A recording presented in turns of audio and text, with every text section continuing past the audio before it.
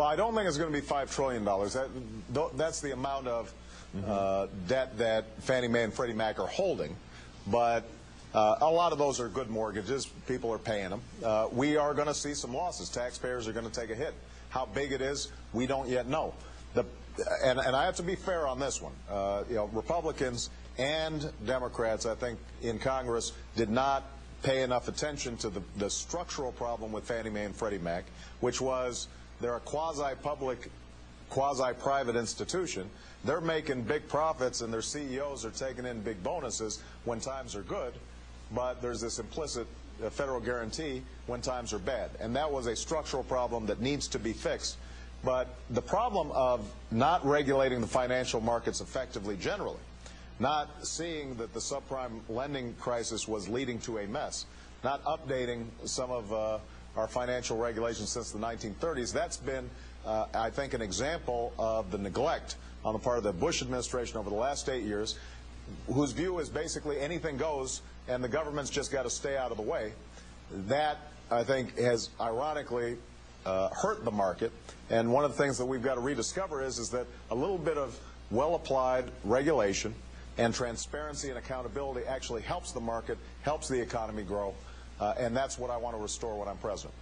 You pointed out last week how little time at their convention the Republicans spent talking about the economy. I think the time might have been 0:00. I'm not sure, we weren't running a clock. But if the election does in fact hinge on the economy, on how Americans are doing, has there been thought given to breaking this down to its simplest element in much the way one of the Republican icons, Mr. Reagan, did during the 1980 campaign, and ask the voters of today, are you better off now than you were 8 years ago? Oh, absolutely, and I often do that on the campaign trail, and we're going to just keep on repeating that. I mean, this should not be complicated. Here's what it comes down to. Under George Bush's stewardship, with an assist from John McCain and the rest of the Republican Party, the economy is weaker now than it has been in a very long time. Unemployment is higher, poverty is higher, more people are uninsured. Wages and incomes have flatlined. Middle-class folks who used to feel secure now feel unstable. We've got more homes being lost to foreclosure than any time since the Great Depression. And John McCain does not have any discernible difference from George Bush when it comes to economic policy. He's got the same economic policy. So if you like what has happened under George Bush's presidency, you should vote for John McCain. If you think that we had to move this country in a fundamentally different direction, then you should vote for me.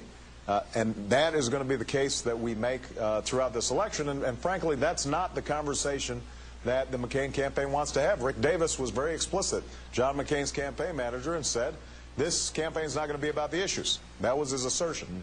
Well, I think that the American people expect it to be about the issues. They deserve it to be about the issues.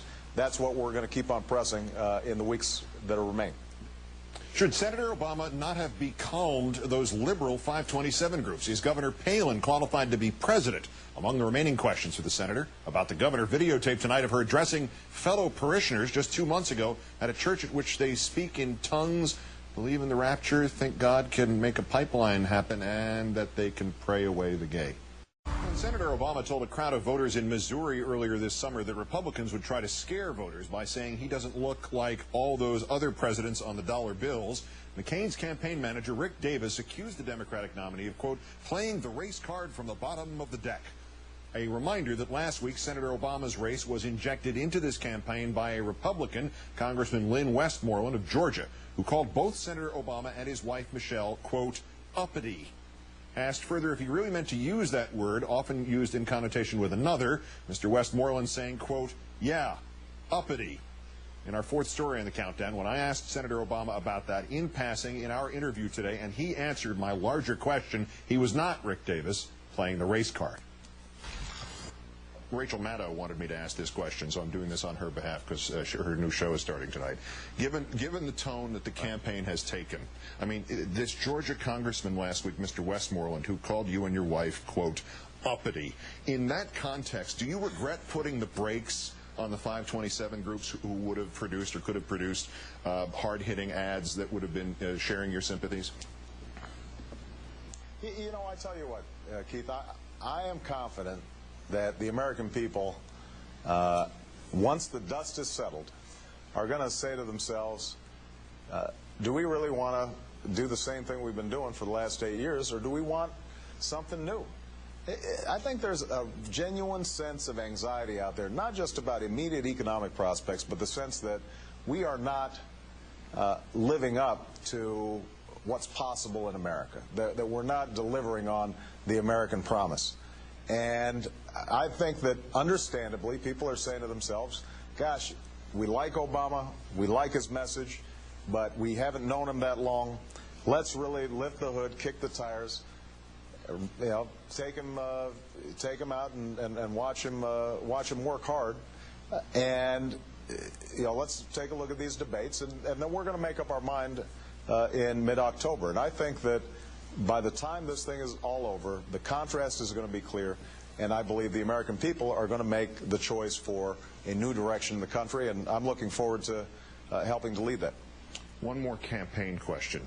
It pertains to not knowing someone or something. This is a question I have not really heard asked directly of anybody in a position perhaps to answer it, let alone answered.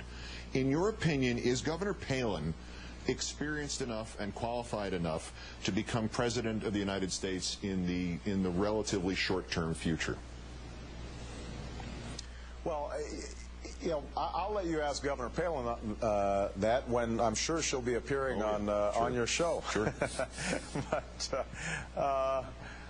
but rather than focus on her resume, I just want to focus on where she wants to take the country. As far as I can tell, there has not been any area, economic policy or foreign policy, in which she is different from John McCain or George Bush. In many ways, in fact, she agrees with George Bush even more than John McCain. So if John McCain agrees with Bush 90% of the time, maybe with her it's 97%. And so the thrust of our argument is going to be that the McCain-Palin ticket is offering the same stuff that has resulted in the middle class struggling, not seeing their incomes go up, seeing their costs go up, falling deeper into debt, at risk of losing their homes to foreclosure, unable to save or retire. Yeah, those are going to be, I think, the issues that ultimately matter to the voters, and that's why I'm trying to offer to them a very clear set of prescriptions, very clear ideas about what we intend to do, how we want to change the tax code, stop giving tax breaks to companies that ship jobs overseas, give 95% of Americans tax relief, have an energy policy that is serious about climate change, is serious about weaning ourselves off of Middle Eastern oil, investing in solar and wind and biodiesel, so we've got energy independence and creating jobs here in the United States, having a health care system that makes sure that we don't have 47 million people without health insurance. That message of possibility is, I think, the one that the American people are looking for. More of my interview with Senator Obama tomorrow night. Why conservatives making less than $250,000 still think he will raise their taxes and not lower them. And as we look ahead to Thursday, how did 9/11 become a campaign issue, and whether the Republicans had the right to run that graphic videotape of the destruction of the World Trade Center as part of a political campaign. Barack Obama on Countdown again tomorrow night.